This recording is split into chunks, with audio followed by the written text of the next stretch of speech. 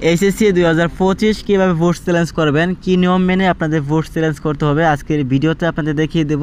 যারা এইচএসসি পরীক্ষা দিয়েছো অনেকে রেজাল্ট খারাপ আসছে, যারা ভোট চ্যালেঞ্জ করতে চাচ্ছ তাদেরকে এই নিয়ম মেনে ভোট চ্যালেঞ্জ করতে হবে। এখন থেকে চাইলে হাতে থাকা একটি স্মার্টফোন থেকে বা ঘরে বসে ভোট চ্যালেঞ্জ করা যাবে একটি ওয়েবসাইটের মাধ্যমে। ওয়েবসাইটের লিঙ্ক দেওয়া থাকবে, আপনি এখান থেকে জাস্ট ক্লিক করে ভোট চ্যালেঞ্জ করে নেবেন।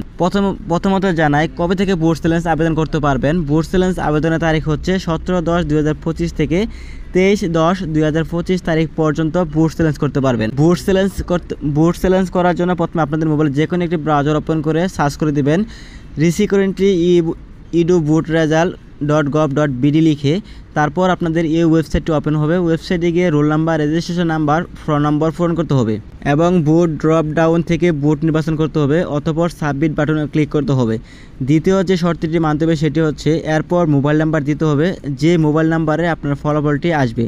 তৃতীয়ত পরবর্তী স্ক্রিনে শিক্ষার্থীদের বিভিন্ন বিষয়ে ফলাফল দেখাবে।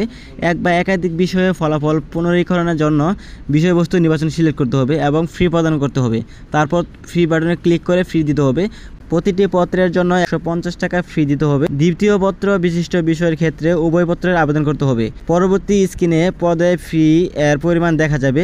বিকাশ, নগদ, সোনালী ব্যাংক, রকেট, টেলিটক সিম থেকে ফ্রি প্রদান করা যাবে। ফি পরিশোধের বিস্তারিত ধাপসমূহ উপরে উল্লেখিত পোর্টালে হেল্প বাটনে ক্লিক করে দেখা যাবে। ফি পরিশোধ করে আবেদন পোর্টালে এসে জমা দিন বাটনে ক্লিক করে দিবেন। তারপর কিন্তু আপনার আবেদনটি সাকসেসফুল হয়ে যাবে। উপরে যে ফি প্রদান করে একবার আবেদন জমা দেওয়ার পর আবার বিষয়বস্তু যুক্ত করতে চাইলে একইভাবে তা করা যাবে।